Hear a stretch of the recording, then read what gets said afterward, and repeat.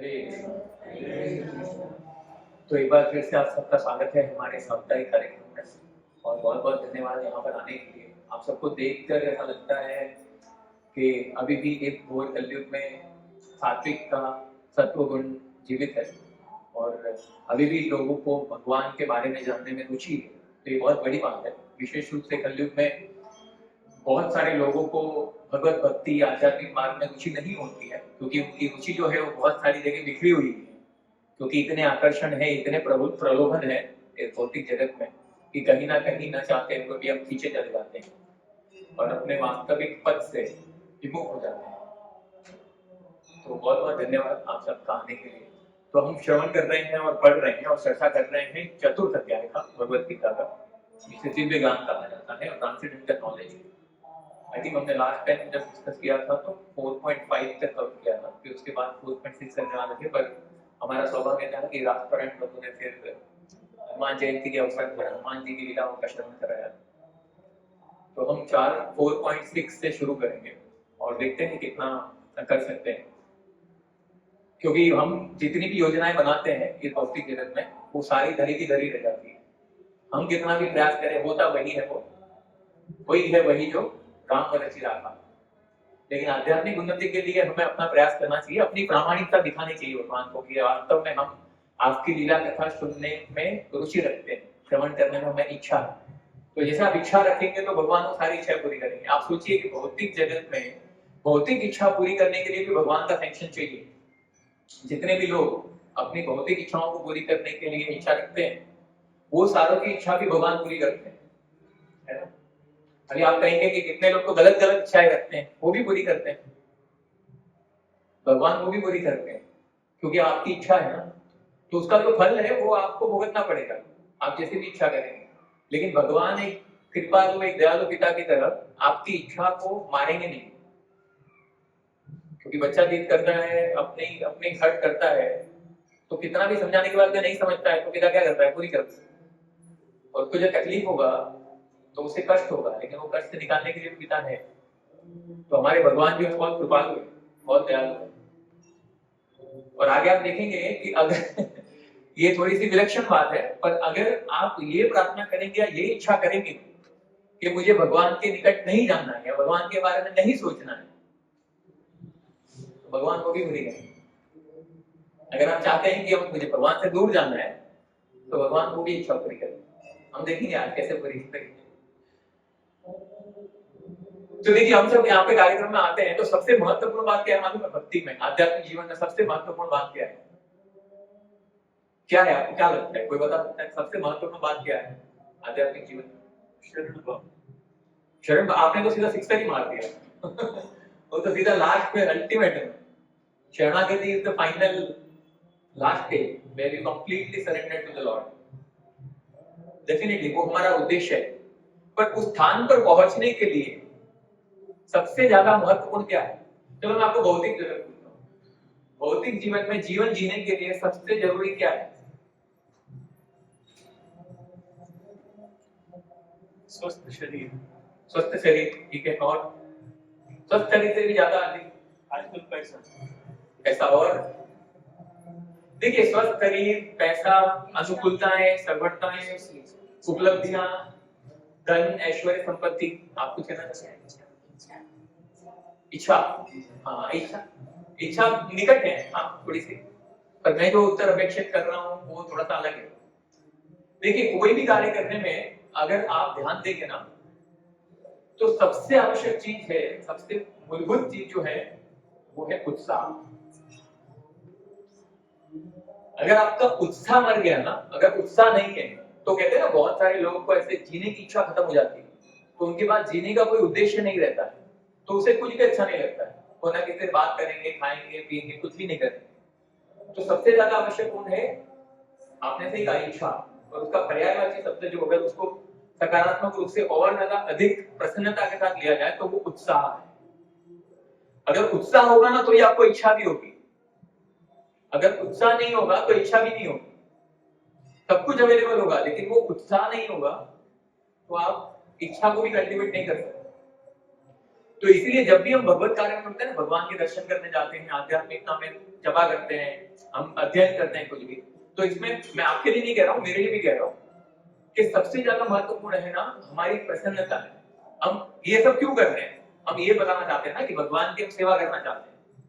अगर आप किसी भोजनालय में जाएं और वहां पे जो वेटर होते हैं, ठीक है, आप कुछ ऑर्डर में आप उसको देखें, उसका मुंह ऐसा चढ़ा हुआ रहेगा, है ना, वो दिखने में भी मतलब आपकी तरफ देखेगा नहीं, इधर उधर देखता रहेगा। आप जो बोल रहे हैं उसमें उसको रुचि नहीं है, उसका ध्यान कहीं और है।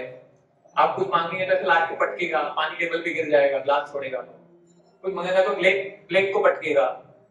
तो आपको क्या लगता है, आप उसकी सेवा से संतुष्ट होंगे? दोबारा जाएंगे कभी? उसी प्रकार से जब हम भगवान की सेवा करते हैं ना, तो हमारा जो भाव है, जिस प्रकार से हम सेवा, भले कोई भी सेवा करें, छोटी से छोटी या बड़ी से बड़ी, लेकिन सेवा से ज्यादा महत्वपूर्ण हमारा भाव है, किस भाव से हम सेवा करते हैं।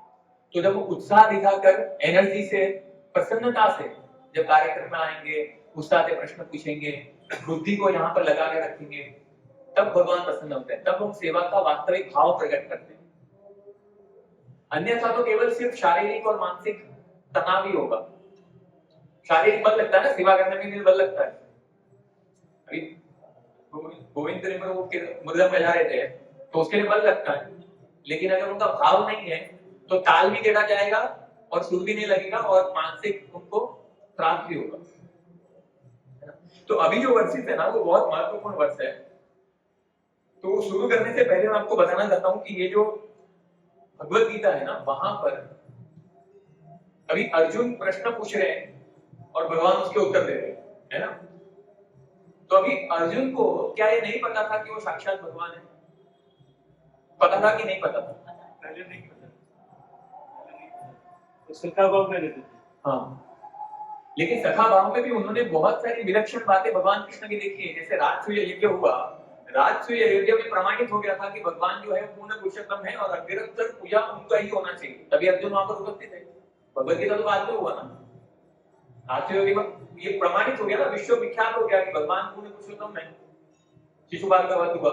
ऐसी बहुत सारी लीलाएं उन्होंने बाल्यकाल की भी भगवान की सुनी है कि कैसे भगवान पूर्ण पुरुषोत्तम है। तो एक तरीके से देखेंगे तो अर्जुन को ही पता था कि वो पूर्ण पुरुषोत्तम भगवान है। तो अर्जुन का प्रश्न पूछने का जो कारण है ना, वो कारण अर्जुन को पता था, पर उसे ये भी पता था कि 2025 में हम और आप बैठेंगे यहाँ पर, और हमको जो प्रश्न आएंगे ना, जो प्रश्न हम पूछेंगे, वो प्रश्न हमारे दिमाग पे अर्जुन ने पूछे, ताकि हमारी चिंताओं का, हमारे क्या बोलते हैं, हमारा जो डाउट क्लैरिफिकेशन के लिए, हमारा संशय को दूर करने के लिए अर्जुन सारे प्रश्न पूछ रहे हैं। और अगर हमारे शरीर की बनावट आप देखेंगे तो उसमें हमें 2 आंख दिए, 1 मुंह दिया है। मतलब ज्यादा से ज्यादा हमें ऑब्जर्व करना चाहिए और कम से कम बोलना चाहिए। हमें 2 हाथ दिए और 1 पेट दिया है ना। जैसा कहा जाता है कि हम जितना खाते हैं ना, उससे डबल काम करना चाहिए। हमारा उल्टा होता है। तो हमें 2 कान क्यों दिए? 1 कान देते, 3 नहीं, 1 नहीं, 4 नहीं, 2 क्यों दिए? 2 कान दिए और जीवा 1 ही दी। मतलब ये संकेत है कि हमें ज्यादा से ज्यादा श्रवण करना चाहिए और कम से कम बोलना चाहिए। लेकिन मेरे जैसे लोग होते हैं तो वो श्रवण कम करते हैं, भगवत ज्यादा करते हैं। और उसमें भी 2 कान है ना, तो उसमें ऐसा बताते हैं आचार्य कि 2 कान में से 1 कान में, इस भौतिक जगत में 1 कान में भगवान की वाणी होती है। मतलब भगवान आपको बोलते हैं परमात्मा के रूप में, आपको बोलते रहते हैं, सुनाई देते हैं, आज सैटरडे है, 7 बजे कार्यक्रम में जाना है। फिर दूसरा कान बोलेगा अरे नहीं, आईपीएल चालू है, बराबर वही टाइम पे है, आईपीएल तो छूट जाएगा, प्रोग्राम तो अगले सैटरडे वापस हो जाएगा, है ना, बाद में घर पे भी पढ़ लूंगा, ये ऑनलाइन बहुत सारे लेक्चर अवेलेबल है। तो हर बार जब भी आपके पास चयन का मौका होगा ना, आपके पास 2 वॉइस होंगे। और परम पूज्य रामनाथ स्वामी महाराज बहुत अच्छे से बताते हैं कि जिस, मतलब वो एनालॉजी देते हैं कि जैसे एक जो कुत्ता होता है, गुड डॉग और बैड डॉग का एग्जांपल देते हैं। तो जो गुड डॉग होता है ना, वो बहुत कम बोलता है, धीरे धीरे बोलता है, क्योंकि उसको हमने पोषण नहीं किया, उसको खिलाया पिलाया नहीं है, तो उसकी आवाज जो होती है ना बहुत कम होती है, बहुत छोटी सी होती है। और जिसको हमने बहुत खिलाया पिलाया, वो बहुत ज्यादा भोगता है, तो उसकी आवाज में ज्यादा सुनाई देती है। तो ऐसा बताते हैं कि एक साइड में जो प्रलोभन है, जो आकर्षण है भौतिक जगत के, जो भगवान से दूर लेके जाने वाले हैं, वो सारे मुंबार्डी करते हैं एक कान में और दूसरे कान में भगवान बोलते हैं। तो इसकी आवाज जो है वो जितना आध्यात्मिक आप रुचि करते जाएंगे, ये आवाज बढ़ती जाएगी, ये आवाज कम होती जाएगी। अन्यथा क्या होगा, ये आवाज इतनी सारी होगी, ये आवाज आपको सुनाई नहीं देगी। अभी आपके लिए परीक्षा है, यहाँ पे रामायण का, रामचरितमानस का पाठ हो रहा है, अखंड पाठ। अभी मुझे बोलते हुए आपको सुनने के लिए आपकी परीक्षा है, आपको बहुत ध्यान से सुनना पड़ेगा। नहीं तो आपको लगेगा कि वो भी भगवान की आवाज है ना, वो कान में जा रहा है, वैसे भी शुद्धिकरण होगा। तो इसीलिए हमें दो कान दिए ताकि हम श्रवण कर सकें, और श्रवण करके हमें ये पता लग सके कि वास्तविक जो ज्ञान है, जो नॉलेज है, वो आध्यात्मिक है। क्योंकि एक तरीके से जो ज्ञान है ना, वो सबके पास होता है, लेकिन वो ज्ञान जब आध्यात्मिकता में रुचि होती है, जब आध्यात्मिक जिज्ञासा होती है, तब वो ट्रांसेंडेंटल नॉलेज बनता है, वो दिव्य ज्ञान बनता है। अदरवाइज ज्ञान सबके पास होता है ना। तो हम छठा वर्ष लेंगे और छठे वर्ष में देखेंगे कि कैसे भगवान अभी यहाँ पे क्या बता रहे हैं, और इसके आगे क्या हुआ है, थोड़ा सा कॉन्टेक्स्ट, क्योंकि हमारे 2 सप्ताह बीत चुके हैं। तो इसके पहले हमने क्या किया, फोर्थ जो चैप्टर है, फर्स्ट चैप्टर में इसका क्लैरिफिकेशन हुआ, सेकंड चैप्टर में गीता का सार हमने सुना, थर्ड चैप्टर में कर्म योग के बारे में बताया, कर्म करना, भगवान ने कह दिया कि तुम्हें कर्म करना है। अभी भगवान ने बोल दिया, पर अर्जुन को ये पता कैसे चले, हमको कैसे पता चले कि जो भगवान बोल रहे हैं वो सही है। तो भगवान एक बात की पुष्टि कर रहे हैं कि तुम्हें, मैं जो कह रहा हूँ वो सही है, क्योंकि मैं पूर्ण पुरुषोत्तम भगवान। तो हमें भगवान का क्यों सुनना चाहिए, वो फोर्थ चैप्टर बता, इसलिए इसको ट्रांसेंडेंटल नॉलेज कहा गया।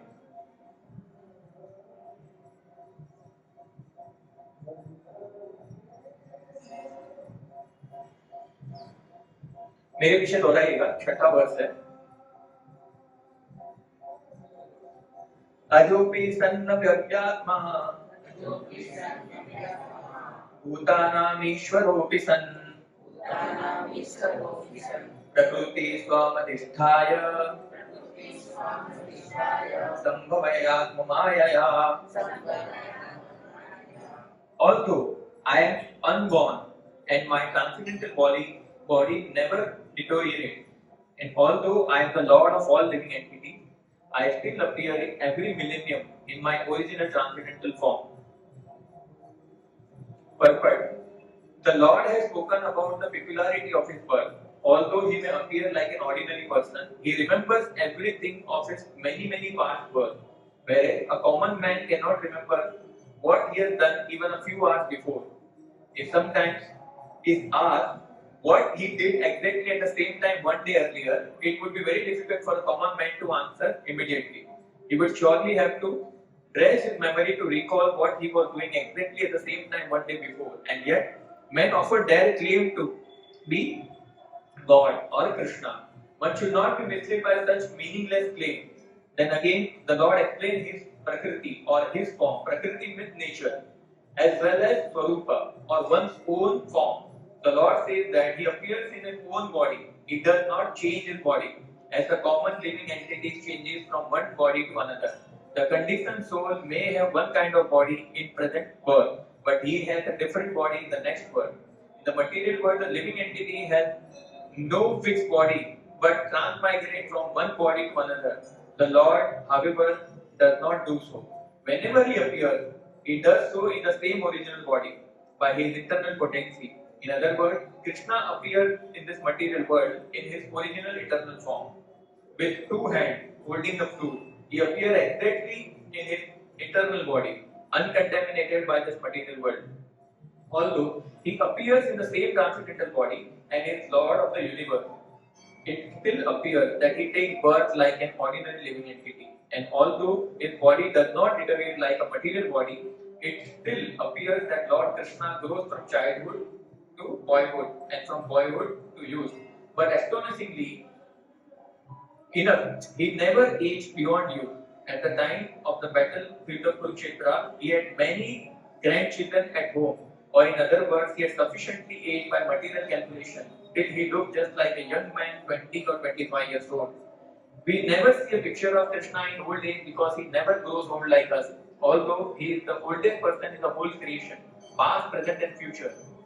Neither his body nor his intelligence ever deteriorates or changes. Therefore, it is clear that in spite of his being in material world, He is same unborn, eternal form of bliss, knowledge, and changeless, transcendental body and intelligence. Actually, his appearance and disappearance are like the sun rising, moving before us, and then disappear from our sight. When the sun is out of sight, we think that sun is set, and when the sun is before our eyes, we think that the sun is the horizon. Actually, the sun is always in the fixed position, but owing to our defective, insufficient senses, we calculate the appearance and disappearance of the sun in the sky. And because Lord Krishna appears and disappears are completely different from that of any ordinary common living entity, it is evident that he is eternal, blissful knowledge by his internal potency, and he is never contaminated by material nature. The Vedas also confirm that Supreme Personality of Godhead is unborn, yet he will appear to take his birth in multi-manifestation. The Vedic supplementary literature also confirms that even though the Lord appeared to be taking his birth, he is still without change of body. In Bhagavatam, he appears before his mother as a Narayan with four-headed form, and the decorations of the six kinds of full opulences. His appearance in his original eternal form is causeless mercy bestowed upon living entities so that they can concentrate on the Supreme Lord as he is, and not on the material consciousness or imagination, which the impersonalists wrongly think the Lord's form to be. The word Maya or Atma Maya referred to the Lord's causeless mercy. According to the Vishwakosha dictionary, the Lord is conscious of all his previous appearance and disappearance, but a common living entity forgets everything about his past body as soon as he gets another body. He is Lord of all living entities because he performs wonderful and superhuman activities which he is on this earth.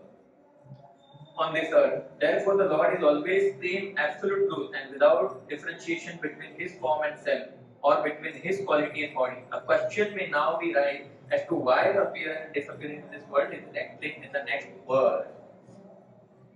अब भगवान में और हम में क्या फर्क है? आप बोलेंगे बहुत फर्क है, वास्तव में बहुत फर्क है, पर हमारा जो भाव है ना, उसमें कैसा होता है, हम अपने में इतने उलझे हुए रहते हैं कि हमें दूसरों के प्रति संवेदनशीलता आने में बहुत समय लगता है। और भगवान जो है वो स्वाभाविक रूप से करुणामय है, वो स्वाभाविक रूप से दयामय है, स्वाभाविक रूप में उनमें दूसरों के प्रति संवेदनशीलता है। नहीं तो इस भौतिक जगत में हम क्या देखते हैं कि जहां पर हम ये दावा करते हैं कि हम प्रेम का पुरावा देते हैं, इसका सबसे अच्छा एग्जाम्पल, ऐसे तो सबसे अच्छा ही है, बट एक तरीके से देखेंगे तो क्या कहा जाता है कि जो ताजमहल है वो प्रेम की प्रतिकृति है, प्रेम को ध्यान में रखकर शाहजहां ने बनवाया था अपनी बेगम, है ना, ऐसा कहा जाता है। पर वो प्रेम आप देखो, वो प्रेम की बात करो, डिटेल में बहुत सारे डिटेल है उसका कि कैसे वो प्रेम जो था वो खोखला था, कैसे उसने कितनी शादियां की और कितनी बेटियों से कैसे क्या क्या किया, वो अलग बात है। पर मैं कह रहा हूँ कि जहाँ पे प्रेम की मूर्ति माना जाता है ताजमहल को, वो प्रेम की मूर्ति बनवाने वाले कारीगरों की आप हिस्ट्री पढ़ेंगे तो जितने भी हजारों कारीगर थे वो सबके हाथ काट दिए। तो एक तरफ हम बोलते हैं कि प्रेम करते हैं और दूसरी तरफ क्या होता है, वो प्रेम की ही विपरीत परिस्थिति जहां पर हम घृणा करते हैं। तो एक भगवान ही है जो वास्तविक रूप से अकारण से प्रेम करते हैं। आप चाहे भगवान के लिए कुछ करो या ना करो, भगवान आपसे उतना ही प्रेम करेंगे। आप भगवान से कितने भी विमुख रहो, कितने भी पीछे जाओ, कुछ भी करो, और भगवान आपके प्रति अपना भाव जो है, पुत्र का पुत्री का जो वात्सल्य भाव है, वो कभी नहीं छोड़ते। तो यहाँ पे हमें ये आवश्यक अंतर में रखना है कि जब भगवान की बात करते हैं ना, हम अवतार की बात करते हैं। तो यहाँ पे अवतार की बात हुई है, तो अभी अवतार के लिए हमें ये जानना होगा कि अवतार वास्तविकता में होता क्या है, अवतार किसे कहते हैं। क्योंकि यहाँ पर क्या होता है, भौतिक जगत में आप देखेंगे तो बहुत सारे अवतार अपने आप निकलने लगते हैं, है ना। बहुत सारे लोग ये दावा करते हैं कि भगवान है। उत्तर प्रदेश में जैसे आपने पता है, सुना है कि नहीं सुना है, एक पायलट बाबा का बहुत नाम प्रसिद्ध है। पायलट बाबा क्या है मालूम है? एक्चुअली में क्या होता है, एक बार है ना, एक बाइक पे, मतलब एक बाइक चलाने वाला होता है, उससे कुछ गलती हो जाती है और वो गलती हो जाती है और वो सिग्नल तोड़ देता है। तो पुलिस क्या करता है, पुलिस उसका बाइक जब्त कर लेता है और जब्त करके वो लोग जिस स्थान पे उसको पकड़ा रहता है उसके दूसरे स्थान पर रख देते हैं। तो ये उधर छुड़ाने जाता है, तो छुड़ाने जाता है तो उसके पास पैसा नहीं देते, पेपर नहीं देते, तो वो लोग छोड़ते नहीं भाई, तो वो पूरी रात वहीं पड़ा रहता है। लेकिन होता है कि जिस रात को पकड़ा रहता है, उस रात के बाद सुबह जब पुलिस देखते हैं तो बाइक वहां पे नहीं रहता है। वो कहीं और किसी और जगह पर पड़ा हुआ रहता है। बोलते हैं अरे ऐसे कैसे हो गया? तो कोई दूसरे दिन क्या करता है, उस बाइक का सारा पेट्रोल निकाल देता है, बोले अभी कैसे कोई लेके जाएगा, वापस इंसान कर रखता है। तो दूसरे दिन के बाद फिर से वो वहां से चला जाता है, किसी और स्थान पर चला जाता है। अरे ऐसे कैसे हो रहा है, ऐसा कैसे हो सकता है? ऐसा 3 दिन तक चलता है। तो फिर क्या होता है, वो ऐसी बात फैल जाती है कि ये जो है ना, ये कोई कोई बाबा है, कोई साधु है। तो आप मानेंगे नहीं, लोगों ने उसकी बाइक की पूजा करनी शुरू कर दी, क्योंकि ऐसा अचंभा हमने कभी देखा नहीं था। बिना पेट्रोल के बाइक वहां से वहां कैसे जाएगा? अभी कारण कोई भी रहा हो। तो लोग जहां पर बोलते हैं ना, जहां पर चमत्कार दिखते हैं वहां नमस्कार करने लगते हैं, पर सारे चमत्कार जो होते हैं वो आध्यात्मिक नहीं होते हैं। और आध्यात्मिकता में, वास्तविकता में चमत्कार जो होते हैं ना, वो जनरली किसी को बताए भी नहीं जाते हैं, क्योंकि वो साक्षात्कार होते हैं, वो चमत्कार नहीं होते। तो ऐसे बहुत सारे ऐसे लोग हैं, बहुत सारे ऐसे व्यक्तित्व हैं जो अपने आप को भगवान प्रमाणित करने का, न केवल कहने का, बस प्रमाणित करने का प्रयास करते हैं। इसलिए हमें यह ध्यान रखना है कि हम इन बातों से सतर्क रहें और वास्तविक रूप में किस प्रकार से हम अवतार को ही अवतार माने। अब अवतार जब हम कहते हैं तो अवतार मतलब क्या होता है? One who descends. One who descend.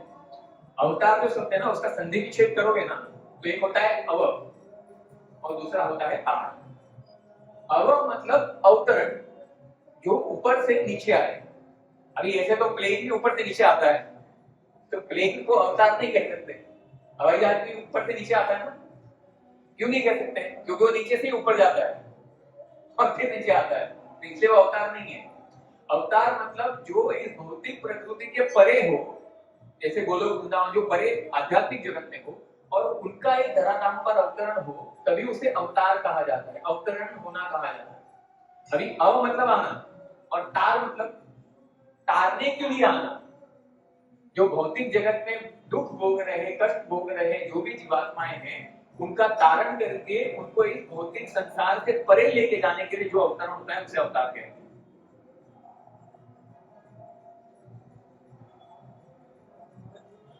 अभी ये अवतार जब हम बोलते हैं ना, तो अवतार कौन कौन हो सकता है, इस बात की हमें पुष्टि करनी चाहिए कि किसको अवतार कह सकते हैं, कौन कौन अवतार हो सकता है। हम कैसे पता लगे कि हम ये अवतार है या नहीं, कैसे पता लगेगा? आप मुझे बता सकते हैं क्या क्या ऐसे प्रमाण है जिस पर हम सोच सकते हैं कि ये अवतार है या नहीं है? सॉरी, मैं आपको थोड़ा सोचने पे विवश करता हूँ, पर नहीं तो क्या होगा, मैं सिर्फ बोलता रहूंगा और आप तो क्या लगता है आपको, किसे अवतार, क्या प्रमाण हो सकते हैं? अवतार है या नहीं है, क्या प्रमाण हो सकते हैं? शास्त्र में लिखा होना है। हाँ, शास्त्र में लिखा होना है। शास्त्र में लिखा हो, बराबर है, perfect, one of the reason. शास्त्र में जिसकी पुष्टि हुई हो कि ये अवतार है, वन ऑफ द रीजन। दूसरा, आदि सत्य पहले भी था, अभी भी और बाद में भी रहेगा। हाँ कुछ हद तक सही है, पर अवतार तो अलग अलग होते हैं ना। तो अभी जैसे आप बोलेंगे कि भगवान कृष्ण का अवतार, भगवान राम का अवतार, तो अवतरण हुआ ना,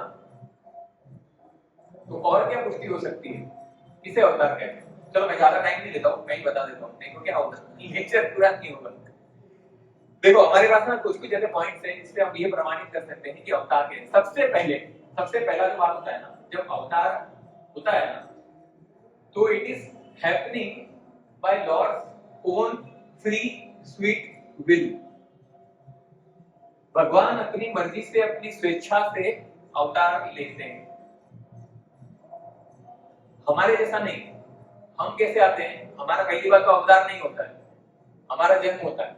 और जन्म क्यों होता है? हम अपने कर्मों के आधार पर प्रकृति द्वारा बाधित किए जाते हैं जन्म लेने के लिए, है ना? तो इस भौतिक जगत में जन्म लेने वाले जितने भी लोग हैं जो ये कहते हैं कि हम अवतार हैं, तो पहली बात तो उन्हें बाधित किया गया है इस भौतिक जगत में जन्म लेने के लिए। तो उनकी फ्री विल नहीं है, वो स्वीट विल, अपनी स्वतंत्रता से, स्वेच्छा से नहीं आते, फोर्स करके आते हैं। दूसरा, जैसे भी फॉर एग्जांपल अगर आप देखें कि स्वीट विल का जो बात आता है, तो इस भौतिक जगत को कारागार कहा गया है, तो उसमें कैदी होते हैं, और कैदी के साथ कौन होता है? सुप्रीटेंडेंट जेलर भी होता है। अभी ऐसे देखोगे तो जेलर और कैदी दोनों एक ही जगह रहते हैं, लेकिन दोनों में फर्क है ना। जेलर जो है अपनी मर्जी से आ जा सकता है, लेकिन कैदी अपनी मर्जी से आ जा नहीं सकता। तो इसलिए जो अवतार होते हैं वो अपनी वे इच्छा से अवतरित होते हैं। अभी यहाँ पे क्या होता है कि जो कैदी होते हैं ना, उसको कभी कभी ऐसा लगने लगता है कि कुछ कुछ एरिया में कुछ कुछ कैदी रहते हैं, उनको लगता है कि अरे हमारा इलाका, उसके अंदर भी सबका अपना अपना क्षेत्र चलता है। और जो बद्ध अवस्था में होते हैं, कैदी होते हैं, वो वास्तविक रूप से कुछ कर नहीं सकते, स्वेच्छा से जन्म नहीं, स्वेच्छा से आते नहीं है और स्वेच्छा से बाहर जा भी नहीं सकते। दूसरा, हमारा जो भगवान जब अवतरित होते हैं ना, तो भगवान कहाँ अवतरित होंगे वो स्थान का चयन भगवान करते हैं, हम ये चयन नहीं कर सकते। हमारा बच्चे तो यहाँ से आधा हिंदुस्तान जो अमेरिका में पैदा होना चाहेगा, सुविधा है ना, बोलेंगे हम अच्छी जगह में, अच्छा पॉल्यूशन ना हो, जब पानी का प्रॉब्लम ना हो, इस जगह पैदा हो, लेकिन हमारा ही स्वेच्छा नहीं चलती वहां पे, तो हमें बाधित किया जाता है। भगवान मथुरा धाम में कारावास के अंदर भगवान को प्रकट होना, ये भगवान चयन करते हैं।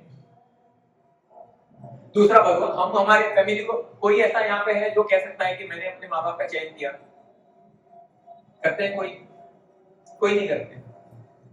हमें तो पता भी नहीं होता है कि हमारे माँ बाप कौन है, तो हम चयन नहीं कर सकते। भगवान अपने माता पिता का चयन करते हैं कि मेरे माता पिता कौन बनेंगे। जैसे विष्णु और सुतपा थे, यहाँ पे नंद महाराज और यशोदा है, वसुदेव देवकी, तो भगवान अपने माता पिता का चयन करते हैं। और एक बात, जब हम अवतरित होते हैं तो हमारे टाइम पे हमें वो पत्रिका है ना, वो बनवानी पड़ती है।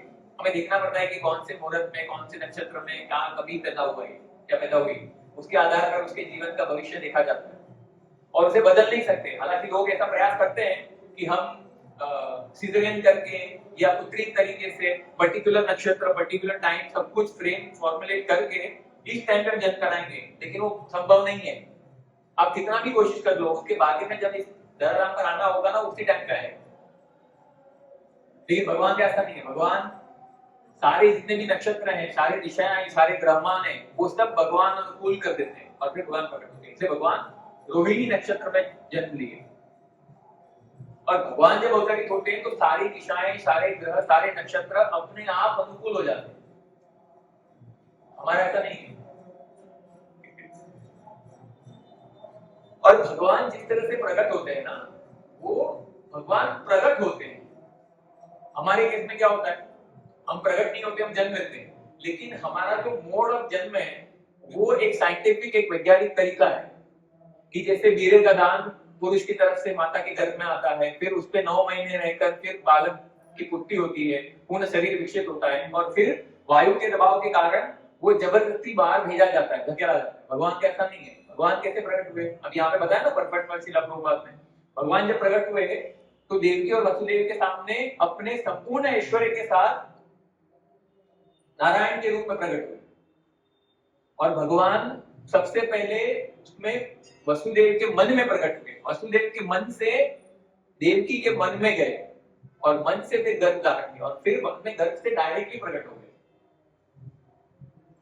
तो ये सारी जो बातें होती है ना, उससे हमें पता चलता है कि कैसे जो अवतार होते हैं उनमें ये विलक्षण बात होती है। अभी और एक बात है, जब अवतरण होता है ना, तो उसमें और एक बात क्या होती है कि जब भगवान का जो विग्रह है, भगवान का जो श्री अंग है, उसमें बहुत सारी विलक्षण बातें होती है। जैसे कि आप चरण ले लो, तो चरण में भगवान के जो चरण होते हैं, जो अवतार होते हैं, उसमें उनके चरण में मतलब नीचे तलवे में बहुत सारे चिन्ह होते हैं। जैसे भगवान कृष्ण के श्री चरणों में 16 प्रकार के चिन्ह हैं, जिसमें ध्वजा आती है, फिर हाथी का वो माड़ी आता है, फिर शंख आता है, बहुत सारे ऐसे चिन्ह हैं जो शुभंत का प्रतीक है।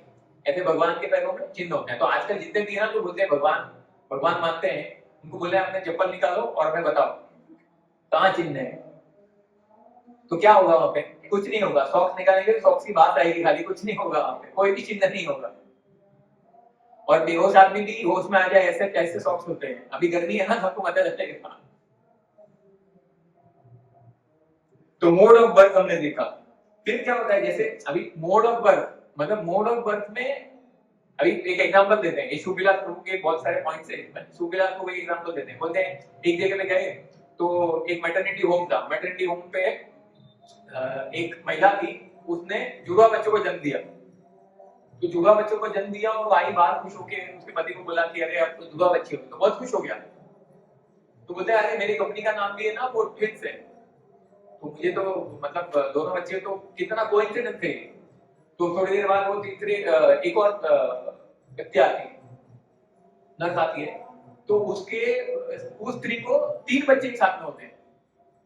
तो वो भी बाहर खुश होकर आती है, बोले अरे आपको तो उसका जो पति रहता है वो बहुत ज्यादा खुश हो जाता है, बोलते मेरी कंपनी का नाम 3M से है, तो मुझे मेरे पास 3 बच्चे आए, खुश हो गए। तो वहां से एक आदमी उठ के चला जाता है, उसको गुस्सा आ जाता है। वो कौन रहता है? वो 7up का एमडी रहता है। तो हमारे हाथ में नहीं है कि हम कैसे इस भौतिक जगत में आएंगे। दूसरा थोड़ा सा एक क्रॉस एग्जाम्पल है, पर आपको ये भी समझना चाहिए कि भगवान जब होते हैं ना, तो भगवान का जो, जैसा मैंने बताया, बहुत सारे चिन्ह होते हैं, उनकी जो अंग की कांति होती है ना, वो अद्भुत होती है। अभी जैसे ऋषभ देव है, ऋषभ देव भगवान के अवतार है, जो जैन में मानते हैं ना ऋषभ देव जो है, तो वहां पर वो अवतार है भगवान के, और वो बहुत ही विलक्षण अवतार है भगवान का।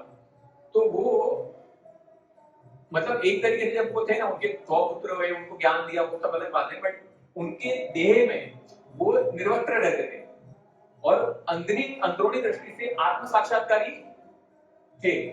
तो लोग उन्हें कैसे भी, कोई उन्हें थूक देता था, कोई उन्हें मार के भगा देता था, तो उनको फर्क नहीं पड़ता था। और ये बात आपको और विशेष रूप से ध्यान रखनी चाहिए कि वो जब हमारा, आपको थोड़ा सा अजीब लगेगा, बट जब हमारे शरीर में जब मलमूत्र का त्याग होता है तो उसमें केवल दुर्गंध होती है ना। जब ऋषभ देव मल का त्याग करते थे तो उसकी जो सुगंध है, भाई आप बोलेंगे क्या बोल रहे हैं, भागवतम में लिखा है 80 माइल तक उनकी सुगंध आती थी उनके मल के त्याग करने में। आप समझ सकते हैं अवतार किसे कहते हैं। तो जितने भी अवतार कहते हैं ना, वो सबकी पोल खुल जाती है। तो ऐसे टेस्ट में पैथोलॉजी का टेस्ट करेंगे ना, तो पता चल जाएगा कितने अवतार है। अभी यहाँ पे ना एक और इंपॉर्टेंट बात आती है, जहां पे हम ये वर्ड देखते हैं, यहाँ पे क्या लिखा है, अजोपी सन अव्ययात्मा। अव्ययात्मा मतलब क्या? नॉट डिटोरिएट, जिसका नाश नहीं होता है। जैसे हमारा जो शरीर है वो डिटोरिएट होता है ना, आप जैसे यंग थे तो उसी प्रकार से यंग आप हमेशा नहीं रह सकते। वो बोलते हैं ना 16 स्वीट 16 ऐसा कुछ है ना, इंग्लिश में बोलते हैं स्वीट 16। तो वो खाली 16 तक ही रहता है, फिर अगले साल से वो स्वीट नहीं रहता, फिर उसके बाद डिटोरिएशन चालू हो जाता है। तो भगवान ने यहाँ पे प्रभुपाद ने बताया कि भगवान जब कुरुक्षेत्र में थे तो 125 वर्ष की आयु थी उनकी, लेकिन भगवान की जो बाल्यकाल से थे, जो लड्डू गोपाल बाल गोपाल की बात करते हैं, उससे वयोवृद्ध तक पाए 16 ईयर तक। तो भगवान का जो वास्तविक जो उम्र है वो 16 तक ही है, 16 के आगे नहीं जाते। उसमें कितने सारे उनके पोते परपोते थे जब भगवान युद्ध कर रहे थे, वो डिटेरेट नहीं होता। इसलिए ये बहुत महत्वपूर्ण वर्ड है कि अव्ययात्मा। और दूसरा एक वर्ड है अभी हमारा शरीर है वो कैसा है, हर चीज में कभी हमारे दांत आएंगे, फिर वो दांत चले नहीं जाएंगे, बाल सफेद हो जाएंगे, शरीर में निर्बलता आ जाएगी, और बहुत सारी ऐसी चीजें होने लगेंगी जिससे हमें पता चलने लगेगा कि हम लोग वी आर बिकमिंग ओल्ड। तो हमारा शरीर है वो क्षीण होता जाता है धीरे धीरे, लेकिन भगवान का ऐसा नहीं है। इसलिए भगवान ने यहाँ पे कहा है, यहाँ पे कहा my body, my transcendental body never deteriorate. उनका ट्रांसेंडेंटल जो बॉडी है वो डिटोरिएट नहीं होता है। अभी यहाँ पे क्या होता है, डिटोरिएट में हर तरीके का एग्जांपल, एक एग्जांपल आता है जहाँ पे है ना एक वयोवृद्ध पति पत्नी रहते हैं, और वो पति पत्नी रेस्टोरेंट में बैठे रहते हैं, पति है ना सब ऑर्डर करता है, पिज्जा मंगाता है, फ्रेंच फ्राई मंगाता है, और एक ड्रिंक भी मंगाते हैं। तो पति है ना वो खाने लगता है सब, और पत्नी होती है वो सिर्फ वो जूस पी रही होती है। तो वो ऐसे गोविंद प्रभु जैसे कोई बैठे रहेंगे, उन्होंने देखा, ऑब्जर्व किया, तो बार बार ऑर्डर लाते हैं और वो पति खाते रहते हैं। तो इनको ऐसा लगा कि वो जाके उनको पूछा कि अरे आप कुछ खा नहीं रहे। तो उनको ऐसा लगा कि शायद इनको पैसे की कमी होगी या कुछ मतलब ऐसा होगा, तो एक ही जन खा पा रहा है, दूसरे नहीं खा पा रहे। तो उन्होंने बोला कि मैं आपको स्पॉन्सर कर दूं, मतलब आप कुछ मंगा सकते हैं, मैं आपके लिए कुछ मंगा सकता हूं। मतलब नहीं हम लोग बाद में खा लेंगे। तो थोड़ी देर और बैठे, 1 घंटा हुआ, आधा घंटा, 1.5 घंटा, 2 घंटा हो गया, और पति खाया जा रहा है और इनको इनसे रहा नहीं गया। वापस जाके पूछा, बोला नहीं आप टेंशन मत लो, हम लोग खाएंगे, मैं खाऊंगी, ऐसा बोला। तो फिर जब तीसरी बार जाते हैं उसको जाके पूछते हैं अरे आप खा क्यों नहीं रही है? बोला नहीं हम लोग है ना एक दूसरे से इतना प्रेम करते हैं कि हम सब कुछ शेयर करते हैं, तो हम दान भी शेयर करते हैं, तो ये जब खा के हो जाएगा उसके बाद मैं खाऊंगी। तो ये एग्जाम्पल से सारे हमारे बॉडी कैसे डिग्रेडेड होता है। और दूसरा महत्वपूर्ण वर्ड क्या है यहाँ पे? दूसरा महत्वपूर्ण वर्ड ये है स्टोमिनिस्टाया, मतलब यहाँ पे ये जो यहाँ पे बताया ना कि मेरी इच्छा से, जैसा मैंने पहले भी कहा, स्वेच्छा से भगवान आते हैं। अभी ये तो हमने देख लिया कि अवतार होते हैं, है ना, पूरे इसमें हमने देखा कैसे अवतार है और कैसे पता लगा सकते हैं कि अवतार कौन है। बट अभी प्रश्न ये होता है कि भगवान आते क्यों है, अवतरण क्यों होता है। अभी जो वर्ष आएगा ना वो भारत में सबसे प्रसिद्ध वर्ष है, जो बच्चे को पता है, और थैंक्स टू बी.आर. चोपड़ा, और जिसको भी पता है, मतलब सारे लोगों को ये वर्ष पता होगा। अभी आप बुक बंद कर दोगे तो भी आप बोल पाओगे। तो इसका एक कारण बताया है कि क्यों भगवान अवतरित होते हैं। तो ये वर्ष पढ़ते हैं हम लोग। यदा यदा हि धर्मस्य ग्लानिर्भवति Bharat अभ्युत्थानमधर्मस्य तदात्मानं सृजाम्यहम्। Whenever and wherever there is a decline in religious practice, poor descendant of Bharata, and predominant rise of irreligion, at that time I descend myself.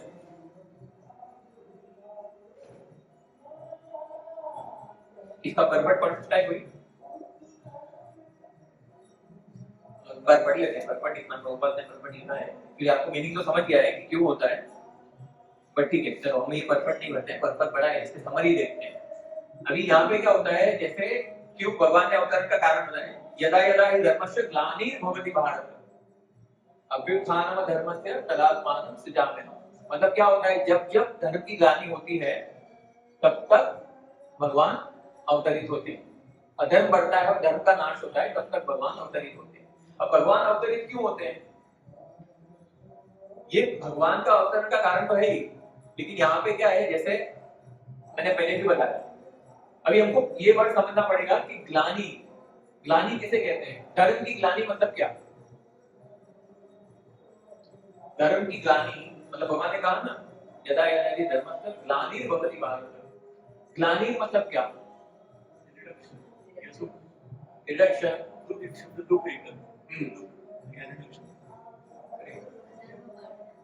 हाँ, तो ग्लानि मतलब धर्म को हानि होने लगती है, धर्म का पालन करना बंद होने लगता है, और असामाजिक तत्वों के कारण, अधर्म के कारण धर्म को दबाया जाता है और धर्म जैसे जैसे लुप्त होने लगता है। अभी आप कहेंगे धर्म लुप्त कैसे होता है, क्यों लुप्त होता है? देखिए, ये भौतिक जगत जो बनाया है ना, वो इस प्रकार से बनाया है कि कहीं ना कहीं if there is a rise, there is a fall। जो चीज बढ़ता है वो नीचे भी आता है। तो काल का जो प्रभाव, सबसे महत्वपूर्ण यहाँ पे क्या है, काल चक्र है ना, तो काल के प्रभाव के कारण सब चीजें नीचे आती है। तो उसको पुनः उठाने के लिए व्यक्ति विशेष की आवश्यकता होगी। तो इसी प्रकार से धर्म प्रवर्तित होता है। जब सतयुग का बात करें, त्रेता युग का बात करें, द्वापर का बात करें, तो धर्म रहता है, पर धीरे धीरे क्या होता है, जैसे जैसे युग बढ़ने लगते हैं वैसे वैसे धर्म नीचे आने लगता है। और हर युग में जब भी धर्म को ज्ञानी होती है, तब उसे उठाने के लिए, उसे पुनः अपने स्थान पर स्थापित करने के लिए और उन नियमों का पुनः पालन करवाने के लिए भगवान को अवतरण लेना पड़ता है। इसलिए भगवान अवतरित होते हैं। अभी एक बार क्या हुआ, जैसे अभी धर्म की ग्लानि कैसे देख सकते हैं हम? धर्म की अभी ग्लानि देख सकते हैं भौतिक जगत में, विशेष रूप से कलयुग में। धर्म की ग्लानि के एग्जाम्पल बताओ, कैसे धर्म की ग्लानि हो रही है कलयुग में? वृद्धाश्रम पढ़ रहे हैं। क्या पढ़ रहे हैं? वृद्धाश्रम पढ़ रहे हैं, सबसे बड़ा बात, क्योंकि व्यक्ति अपने उत्तरदायित्व को भूल रहा है, अपने माता पिता को नहीं देख पा रहा है, जिन्होंने हमें जन्म दिया, ये संसार में लाया, उनके प्रति कृतज्ञता की बात तो दूर है। कितने ऐसे केसेस हैं जहां पर मार के कारण माता और पिता की मृत्यु हो गई, बहुत सारे ऐसे केस। ये धर्म की ग्लानि है। अभी दुर्भाग्यवश अभी देखिए कितने सारे ऐसे एग्जाम्पल है जहां पे पत्नियां पति को मार रही है, देखा होगा आपने सब जगह, कितने सारे एग्जाम्पल है। एक ने तो मतलब हद ही कर दी, मतलब उसने बियर की बोतल से 36 बार उसके पेट में हमला किया, उसका वीडियो बनाया और अपने प्रेमी को भेजा कि काम हो गया। सोचने वाली बात है। मेरा सिंपल सा, हालांकि मेरा इससे कुछ लेना देना नहीं है, लेकिन मैं फिर भी एक सिंपल सा बात बोलता हूँ कि अगर आप किसी से प्रेम करते हैं या प्रेम सो कॉल्ड प्रेम का बात करते हैं, तो वो प्रेम करके उस प्रेमी के साथ रहो ना, तुम डिवोर्स ले लो, अलग हो जाओ। ये मारने वारने का जान लेने का क्या किधर से आया है? क्या मिलेगा? एक तो कानून पकड़ेगा वो अलग बात है, लेकिन तुम कैसे सोच सकते हो कि किसी को मार कर तुम अपना जीवन सकुशल जी सकते हो? कैसे सोच सकते हो ऐसा? आप ये सोचिए, जो धर्म की ग्लानि है ना, वो यहाँ से मानसिकता से शुरू होती है। ये सब धर्म की ग्लानियां हैं जो कलयुग में दिख रही है। धर्म भूल गई, पत्नी के लिए पति परमेश्वर होना चाहिए, पति भी ऐसा होना चाहिए, वो बात अलग है। लेकिन पत्नी का धर्म है वो पति कैसा भी हो, पर उसका धर्म जो है क्या बोलता है, अपने पति का अपमान तक उसे सहन नहीं होना चाहिए। जहां अपने पति का अपमान हो वहां पे खड़ा भी नहीं रहना चाहिए। ये बहुत मुश्किल है, पर वो अपेक्षित है। उस तरीके का अपना व्यक्तिगत है ना, धर्म व्यक्तिगत है। आप ये नहीं बोल सकते कि पति ऐसा रहता है तो मैं क्यों ऐसा रहूं। ठीक है, वो रहेगा, वो उसका धर्म है, आप अपना धर्म निभा रहे हैं क्या? हम बोलते हैं कि देश में कानून सही नहीं है, हम सही हैं क्या? हम कानून का पालन करते हैं, कोई नहीं देख रहा है, हवलदार नहीं है तो मैं खुद क्रॉस करके चला सिग्नल तोड़ देते हैं, हम पालन कर रहे हैं क्या? तो जितने भी कलयुग में जितने भी प्रलोभन है, उसके कारण हमें हर जगह पे धर्म की ग्लानि दिखती है।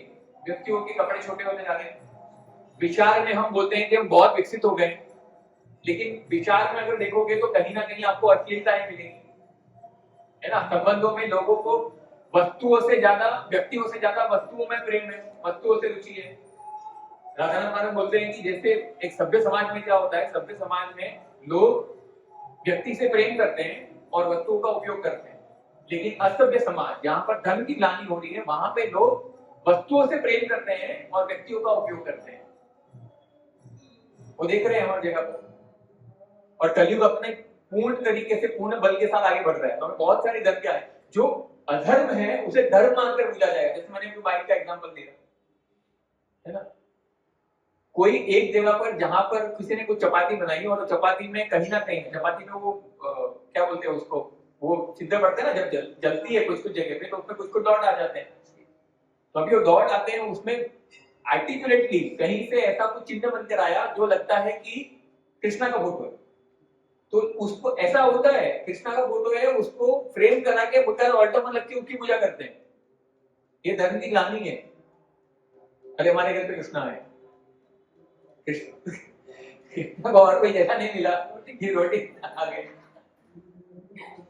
एक होता भी होगा, मन का भाव है वो कर रहे हैं, बट ठीक है, उसको पूजा, ठीक है, हमें मिल गया, आपको ऐसा लग गया। बहुत बार ऐसा होता है, कहीं पे आप कोई फ्रूट काटते हैं, उसमें आपको ऐसा कोई आकार मिलता है, ऐसा हो सकता है, तो उसे विसर्जित कर देते हैं या नमन करके चले जाते हैं। बट उसको पूरी कॉन्शियसनेस के साथ उसको वर्शिप करना, पूजा करना, ये थोड़ा सा ज्यादा हो जाता है। अभी आप ऐसे ना, शिकागो में बहुत साल पहले एक ऐसा हुआ था। वहां पे क्या हुआ, वहां पे एक दीवार थी और एक दीवार पे अचानक से एक दिन पे मदर मैरी का एक आकृति बन गया और लोगों में एक बात फैल गया और पीपल स्टार्टेड वर्शिपिंग, अरे मदर मैरी अपीयर हुई, मदर मैरी अपीयर हुई। लोग कैंडल वैंडल जलाने लगे और उनका जो भी होता होगा वो सब करने लगे और बहुत फैल गया ये बात। और फिर बाद में पता चला, जब विश्लेषण किया गया तो पता चला कि वहां पर उस दीवार पर किसी शराबी ने पेशाब किया था, ठीक है। और वो पेशाब करने के कारण पर्टिकुलर फॉर्म एक क्रिएट हुआ और उनको लगा कि ये मदर मैरी का फॉर्म है और उसको वर्शिप किया गया। ये धर्म की ग्लानि। ऐसे बहुत सारे उदाहरण मिलेंगे आपको धर्म की ग्लानि के, जहां पर धर्म की ग्लानि कहां से शुरू होती है। धर्म की ग्लानि हमारे आचरण से, हमारे व्यवहार से, हमारी वाणी से, जो जो हम करते हैं ना, जहां पे दया नहीं है, क्षमा नहीं है, सत्य नहीं है, प्रामाणिकता नहीं है, ये सब कुछ का अभाव होना धर्म की कमी है। इसीलिए भगवान को अवतरित होना पड़ता है। अभी भगवान अवतरित होते तो क्या करते हैं, वो आगे वर्ष में बताएंगे। ये वर्ष को किसी को समझाने की जरूरत नहीं, बट फिर भी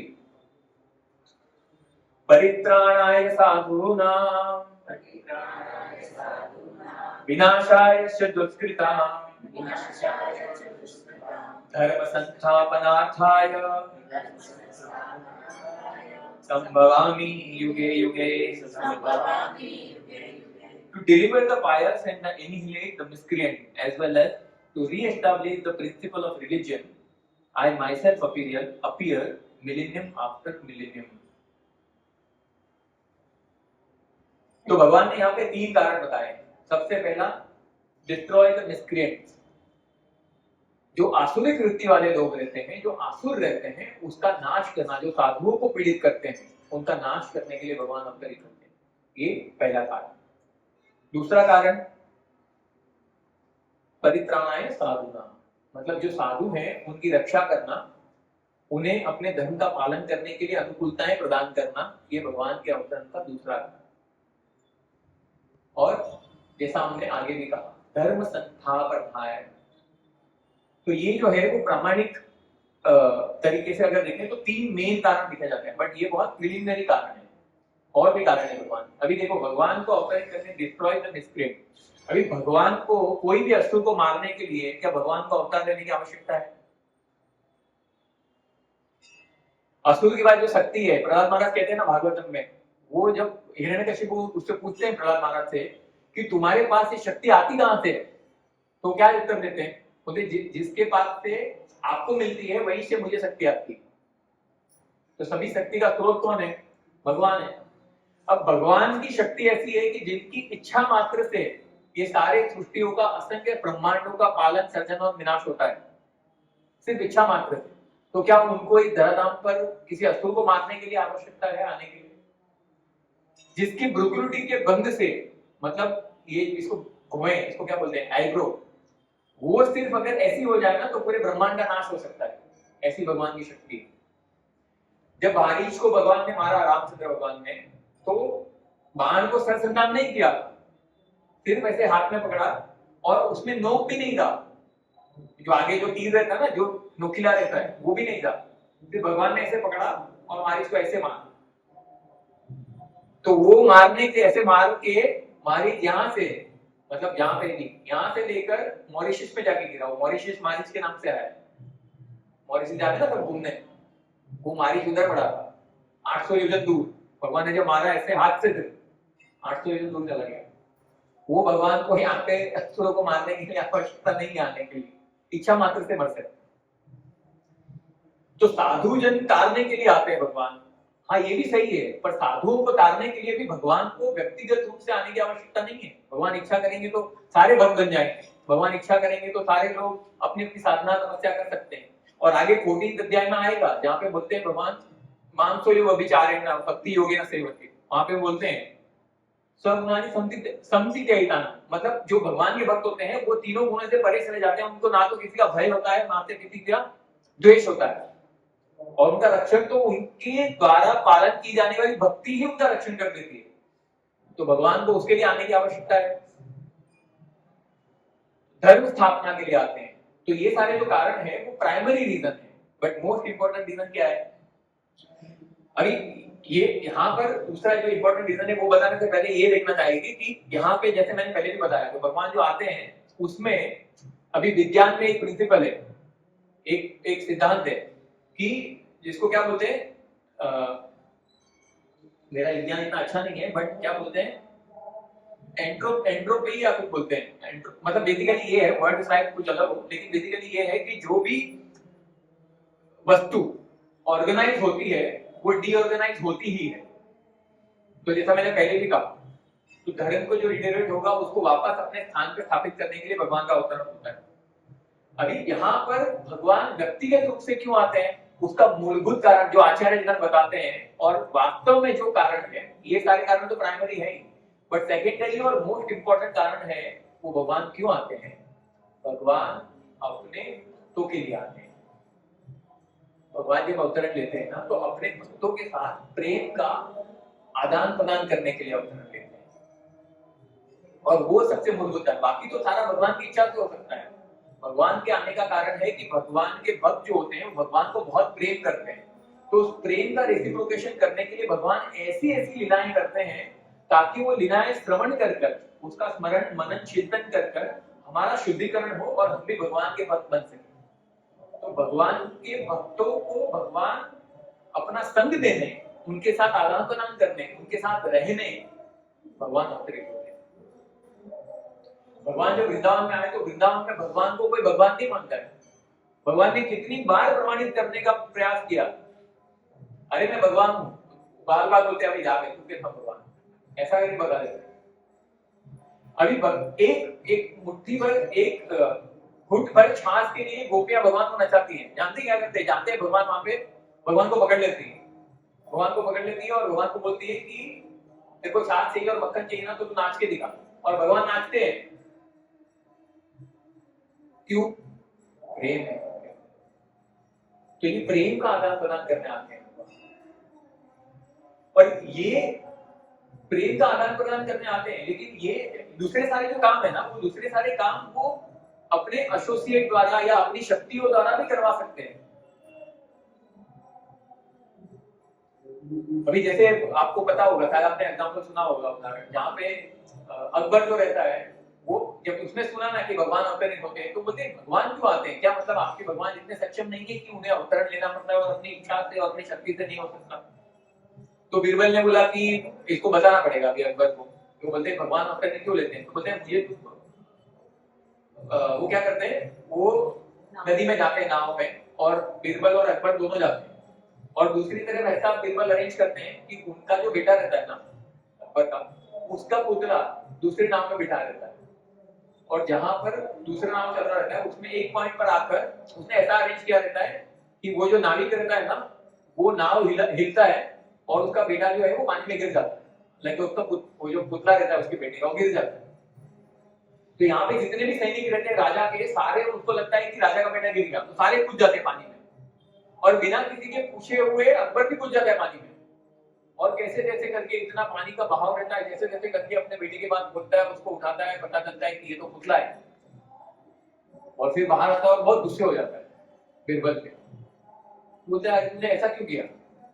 तो बोलते हैं अरे आपका बेटा, आपका बेटे का पुतला आपको तो लगा बेटा ही है, तो इतने सारे आपके सेवक है, इतने सारे सैन्य है, इतना सारा सैन्य बल, वो सारे कूदे, पर आप क्यों कूदे? उसने क्या कहा, अरे मेरा बेटा है ना। तो बोला इसी तरीके से भगवान अपने अवतार को, भगवान अपने अवतार को भेजते हैं, लेकिन जब भगवान ये देखते हैं कि मेरा बेटा या मेरी बेटी वो दुखी है, कष्ट में है इस भौतिक जगत में, तो वो स्वयं आते हैं हमें तारने के लिए, स्वयं आते हैं हमारे उद्धार करने के लिए। तो ये भगवान की अनुकंपा, भगवान का प्रेम है हमसे।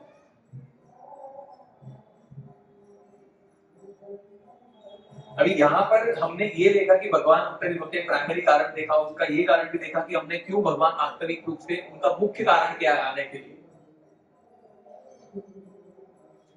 अभी इस भौतिक जगत में जिस प्रकार से हम उलझनों में और दुविधाओं में और कष्टों में जीते हैं, उसका जो तुलना है वो एक रेगिस्तान से किया गया है, और यहाँ पे हर तरीके से हम जल ही रहे, मतलब किसी भी प्रकार से कितना भी संतुष्टि पाने का प्रयास करें, कितना भी सुखी होने का प्रयास करें, वो सारे प्रयास मुझसे विमुख होकर, विफल होकर हम सब दुखी होते हैं। इसमें से अगर संतुष्टि पाने का और रेगिस्तान में ठंडे शावर का अगर अनुभव करना है, तो उसके लिए केवल एक और एक ही मार्ग है, जो है भगवान की भक्ति। जब भगवान कृष्णा कॉन्शियसनेस जब ओनली होगी, कृष्ण भावना भावित बनेंगे, तब जाकर हमारे जलते हुए हृदय में जो वेदना है, जो पीड़ा है, उसको सहलाने के लिए, उसको शांत करने के लिए केवल एक भगवान ही है, जो आपको वास्तविक, जिसकी आपको रुचि है, जिसकी आपको अपेक्षा है, जो आप चाहते हैं, जो संतुष्टि का, जो प्रेम का आदान प्रदान करना चाहते हैं, वो केवल भगवान ही दे सकते हैं, और कोई भी नहीं दे सकता है भौतिक संसार। और इसके बहुत सारे प्रमाण है, जितने भी लोग अंतरराष्ट्रीय कृष्ण महामंडल संघ की स्थापना की प्रभुपाद जी, और उसके बाद ऐसे बहुत सारे प्रमाण हैं जहां पर व्यक्तियों के जीवन व्यवहार, उनकी वाणी, उनके वचन और उनका पूरा पहनावा के साथ साथ उनकी जो आदतें हैं वो सब कुछ बदल गया और उन्हें वास्तविक सुख का अनुभव होने लगा जो पहले वो ढूंढते थे भौतिक जगत में।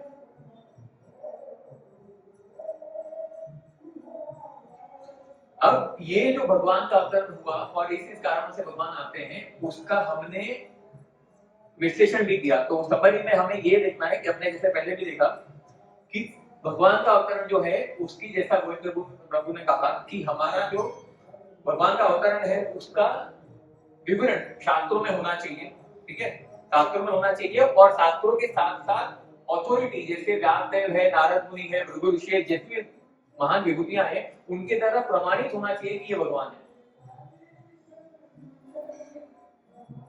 फिर भगवान जब होते हैं, अवतरित होते हैं तो उनके द्वारा किए गए वाली लीला और उनके द्वारा किए गए कार्य वो सारे सुपर ह्यूमन होते हैं। भगवान ने 7 दिन और 7 रात तक गोवर्धन पर्वत को उठाया, कितने सारे राक्षसों को मारा, तो ये सारे जो कार्य हैं वो सुपर ह्यूमन अलौकिक है। इस बात से हम प्रमाणित करते हैं कि ये जो है वो भगवान है और ये भगवान का अवतरण है। अब यहाँ पर अवतार की हमने बात की तो बस एक लास्ट पॉइंट है, अवतार कितने प्रकार के होते हैं? अभी अवतार हमने जैसे कहा अवतरण होता है तो एक अलग अलग प्रकार के होते हैं अवतरण, समय के अनुसार, काल के अनुसार, परिस्थितियों के अनुसार अलग अलग रूप में, युग में हर प्रकार के अवतार होते हैं। तो जो सबसे पहला अवतार होता है ना वो एक प्रकार का जो अवतार है वो लीला अवतार कहा जाता है, जहाँ पर भगवान आकर अपनी ऐसी ऐसी लीलाएं करते हैं जिसका श्रवण कर आगे के जो आने वाले लोग हैं वो शुद्धिकरण को प्राप्त करके भक्ति की मार्ग में जाके भगवान के साथ अपना संबंध पुनः स्थापित कर सकते हैं। एक लीला अवतार होता है। दूसरा होता है पुरुष अवतार होता है। पुरुष अवतार में क्या होता है? पुरुष अवतार में थोड़ा टेक्निकल होगा बट सिर्फ आप इसका ये याद रखिए ना, आपको पता चले कि कितने टाइप के अवतार होते हैं। पुरुष अवतार में बहुत सारे ऐसे मतलब पूरा एनोलॉजी दिया हुआ है और किस प्रकार से कृष्ण से बलराम आते हैं, बलराम से संकर्षण, फिर चतुर्व्यूह आते हैं, चतुर्व्यूह से नारायण आते हैं, उसमें से उनका क्रिएशन के लिए, बेसिकली ब्रह्मांड की क्रिएशन के लिए ये सारे पुरुष अवतार होते हैं। फिर गुण अवतार होते हैं। गुण अवतार में क्या होता है? गुण अवतार मतलब कितने गुण हैं, कितने प्रकार के गुण हैं हमने पढ़ा है ना आगे, कितने प्रकार के गुण हैं, कितने गुण हैं? 3। कौन से? हाँ, तो 3 प्रकार के गुण है। वो 3 प्रकार के गुण के आधार पर गुण अवतार होता है। तो गुण के अवतार में जो पैशन है, जो रजस है, उसका प्रतिनिधित्व कौन करते हैं? ब्रह्मा जी। जो तमोगुण है, जो इग्नोरेंस है, उसका प्रतिनिधित्व कौन करते हैं? महादेव, शिव। और जो सत्व गुण है उसका प्रतिनिधित्व भगवान विष्णु। तो ब्रह्मा विष्णु महेश जो है वो गुण अवतार भगवान के। उसी प्रकार से युगावतार होते हैं। हर युग में उस युग के अनुसार, उस युग में रहने वाले लोग के अनुसार, उनकी मति के अनुसार और उस काल के उसमें प्रभाव के अनुसार भगवान का युगावतार होता है। और युगावतार का सबसे बड़ा उदाहरण कौन है? श्री चैतन्य महाप्रभु जो युगावतार है। कलयुग में भगवान अवतरित हुए और भगवान के नाम के कीर्तन का प्रचार कर उन्होंने इस संकीर्तन यज्ञ को स्थापित किया। वो युगावतार है। हर युग में मनुष्य जाति के उद्धार के लिए जो युग में अवतरित होते हैं उसे युगावतार कहते हैं। फिर मनवंतर अवतार होते हैं। ब्रह्मा जी के एक दिन में 14 मन होते हैं और ब्रह्मा जी का एक दिन, एक साल, एक महीना बहुत लंबी आयु होती है और उसमें एक दिन में 14 मनवंतर होते हैं और 14 मनवंतर के हर मनवंतर के अपने अपने एक अवतार है, इसे मनवंतर अवतार कहा जाता है। और दूसरा होता है जो अंतिम है, 6 प्रकार के अवतार होते हैं। जो अंतिम है वो होता है शक्त्यावेश अवतार, कि किसी लिविंग एंटिटी, किसी जीव में भगवान अपनी शक्ति को घोषित करते हैं और उनके द्वारा बड़े बड़े कार्यों को संपन्न कराते हैं, तो वो शक्त्यावेश अवतार होते हैं। जैसे हमारे शिला प्रभुपाद जी भगवान के शक्तियों से परिपूर्ण एक भगवान का ही अंश है, जिन्होंने इतना प्रगाढ़ कार्य किया कि पूरे विश्व भर को, विशेष रूप से कलयुग में और ऐसी ऐसी जगहों पर जाकर जहां पर लोगों ने राम और कृष्ण का नाम भी नहीं सुना था, ऐसे लोगों को न केवल नाम लेकर, हरिनाम दीक्षा देकर, ब्राह्मण दीक्षा देकर ब्राह्मण बना दिया मल्लेश्वर यमनों से, जिन्होंने अपने मांस मदिरा खाने वाले, अनियंत्रित संभोग करने वाले और बहुत सारे व्यभिचार करने वाले, जुआ खेलने वाले सारे लोगों को शुद्ध करके ब्राह्मण बना दिया और यहाँ तक कि सन्यासी तक बना दिया।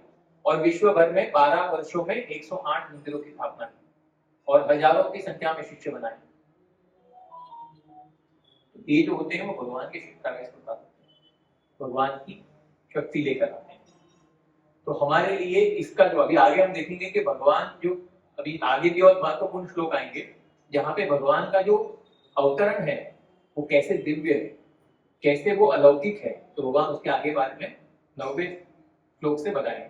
पर आज का निष्कर्ष यही है कि हमने समझा कि कैसे जो भगवान अवतरित होते हैं, तो भगवान को भगवान मानने से पहले हमें कुछ कुछ बातों की पुष्टि करनी होती है कि वास्तव में क्या है, ये अवतार हैं। और ऐसे तथाकथित अवतारों से हमें बचना चाहिए जो हमें गैर मार्ग पर लेकर जाते हैं।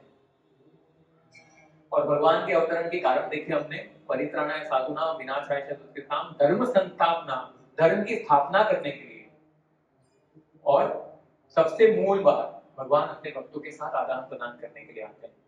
तो हमारे लिए ये महत्वपूर्ण है कि कैसे भगवान का जो मूल कारण है अवतरण का, भक्तों के साथ आदान प्रदान, उनका स्मरण, उनकी लीला का चिंतन, उनका मनन, उनका पठन कर कर हम अभी देखिए भगवान का अवतरण होता है ना, तो हमारे अंदर भी काम, क्रोध, मोह, लोभ, मत्सर जैसे बहुत सारे धर्म को ग्लानि करने वाले तत्व हैं। ठीक है, अभी इससे हमको भी मुक्ति चाहिए, हमको भी छुटकारा चाहिए। It is like pollution in our heart. तो भगवान का अवतरण कैसे होता है? जब भगवान को पुकारते हैं उनके पर, भगवान अपनी स्वेच्छा से आते हैं। पर हमारे केस में भगवान ने हमें छूट दी है, भगवान सिर्फ राह देख के बैठे हैं। किसका? निमंत्रण का। हम भगवान को बुलाते हैं कि नहीं बुलाते? वो हमारे हृदय में है। जैसे मैंने अभी जो चर्चा की ना संकर्षण बद्रीनाथ, उसमें वहीं पे शिरोदशाएं विष्णु के रूप में आपके हृदय में परमात्मा के रूप में है। लेकिन हम क्या है, हम भूल चुके हैं उस सफर को, भगवान को भूल गए हैं। भगवान को सब याद रहता है, हर जन्म का, हर व्यक्ति का, जितने भी जीव हैं सबका पूर्ण जन्म जन्मांतर का भगवान को याद रहता है, और हम सब भूल जाते हैं। कुछ कुछ बातें हैं जो हमें भगवान ने दी है, वो भूलने का भी वरदान हो जाता है। नहीं तो आपके साथ घटी हुई घटना को अगर आप याद रख लेंगे तो आप आगे नहीं बढ़ पाएंगे। भूलने का भी एक महत्व है, लेकिन जो वास्तव में याद रखना चाहिए उसको ही भूल जाते हैं। तो भगवान परमात्मा के हृदय में है, हमें आवाज भी देते हैं, हमें पुकारते भी हैं कि कार्यक्रम में जाओ, प्रोग्राम में जाओ, भक्ति करो, बहुत सारे तरीकों से। जैसे अपने बिछड़े हुए बच्चे को ढूंढने के लिए माँ बाप अपना हर प्रयास कर देते हैं, अपने सगे संबंधी को भेजेंगे, सबको भेजेंगे, खुद भी आ जाएंगे, केवल एक ही चीज के लिए कि ताकि वो जो भूला भटका है वो वापस अपने मार्ग पर आ जाए और अपने घर में रहकर सुखी रहे। इसी कारण से भगवान करते। तो हमारे अंदर जब हम भगवान का नाम लेते हैं ना, अभी हम लेंगे, तो भगवान का जब हम नाम लेते हैं तो हम क्या कह रहे हैं? भगवान को आमंत्रण दे रहे हैं, भगवान को निमंत्रण दे रहे हैं कि आप हमारे हृदय में आइए। एक भक्त ने बहुत अच्छा कहा है कि उसको मतलब पूछा था, शायद मेरे को अच्छे से याद नहीं है, बट उसको पूछा था कि तुम्हें क्या था वो क्या बोलते हैं वो, लंका में भगवान राम जाते हैं तो उनको लंका ज्यादा पसंद है। क्यों? क्योंकि वहां पर भगवान बिल्कुल आए गए। एक उदाहरण ना ऐसा बोलते हैं कि लंका, एक एग्जाम्पल देते हैं, वहां पे बताते हैं कि भगवान राम जो है वो बिना बुलाए लंका में गए। तो भगवान तो ईगरली वेट कर ही रहे हैं आपके हृदय में। जब आप उसको अनुमति देंगे, मतलब आप हस्तक्षेप चाहेंगे, स्वतंत्रता में, आपकी व्यक्तिगत स्वतंत्रता में हस्तक्षेप नहीं करेंगे, जब तक आप नहीं बुलाएंगे, फिर भी भगवान आएंगे, ऑलरेडी बैठे हुए हैं अंदर। तो हमें क्या करना है? हमें सिर्फ भगवान की तरफ सन्मुख होना है। और आप देखेंगे कि जब आप भगवान की तरफ सन्मुख होंगे ना, तो आपके जीवन में, हम ये तो नहीं कहते कभी कि सारी विपत्तियां, तकलीफें नहीं आएंगी, वो आएंगी, बट आप उससे सीख कर, उससे निकल कर इस भौतिक संसार से तर जाओगे। जो वास्तविक भगवान का अवतार है वो हमें तारने के लिए। तो इस कलयुग में भगवान का नाम, भगवान की लीलाएं, और विशेष रूप से व्यक्ति भागवत जो भगवान के संत हैं, और पुस्तक भागवत जो भगवान का साक्षात पुस्तक अवतार है। श्रीमद् भागवतम जो है वो भगवान का पुस्तक अवतार है। पुस्तक के माध्यम से भगवान प्रकट हुए। और आपको वही फल मिलेगा जो लीलाएं भगवान ने वृंदावन में की। जब आप भागवतम पढ़ते हैं, उसके साथ आध्यात्मिकता रखते हैं और उनका श्रवण करते हैं, तो जो फल वृंदावन में गाल वालों को मिला, गोपियों को मिला, भगवान के माता पिता सखा ब्रजवासियों को मिला, वही फल आपको कलयुग में आपके घर पे बैठे हुए भागवतम पढ़कर और उसका श्रवण कर आपको मिलेगा। ये भगवान के अनुग्रह है।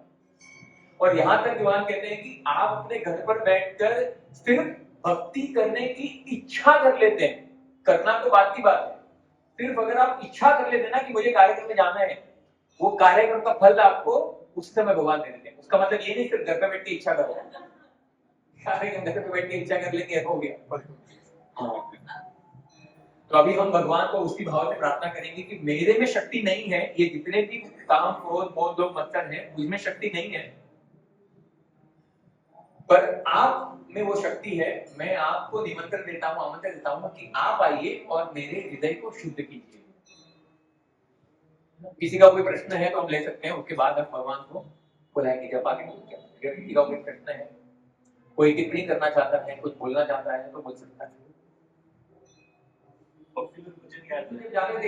में तो मृत्यु का मूर्तिमान स्वरूप के मस्तक पर पैर रखकर मृत्यु उनके सामने छोड़ खड़ा है, हाथ जोड़कर कि आप भगवान के धाम जा रहे हैं, लेकिन इस भौतिक संसार का नियम है कि यहाँ पर जो भी आता है अपने भौतिक देह को छोड़ना पड़ता है। तो आप अगर इसका पालन करेंगे तो मेरा नियम पालन में मुझे सहायता हो जाएगी। तो आपके लिए आवश्यक नहीं है, पर फिर भी भौतिक जगत के नियम को बनाए रखने के लिए आप अपने भौतिक शरीर छोड़ दीजिए। तो ध्रुव महाराज ने मृत्यु के सर पर पैर रखा और भगवान के विमान में चढ़े और भौतिक शरीर को छोड़ा।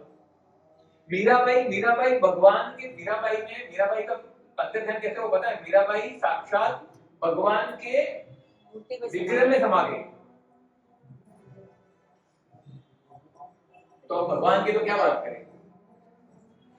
तो भगवान के नाम में लीलाओं में इतनी शक्ति है। शक्ति हमारी भगवान मतलब जब हम भगवान से कहते हैं ना कि भगवान से जब हम प्रार्थना करते हैं ना और अगर वो पूरी नहीं हो पाती है तो जानते हैं क्या तकलीफ होता है। कमी हमारी प्रार्थनाओं में होती है, भगवान की कृपा में नहीं। भगवान उतने ही कृपालु उतने ही दयालु है। कहीं ना कहीं हमें टटोलना चाहिए कि हमारी कहाँ कमी है, क्या हम नहीं कर रहे हैं जो हमें करना चाहिए और कहाँ हम कम पढ़ रहे हैं, है ना। हम उसी भाव से किसी का कोई प्रश्न है, कोई टिप्पणी करना चाहता है, कुछ कहना चाहता है, मुझे करेक्ट करना चाहते हैं तो कर सकते हैं।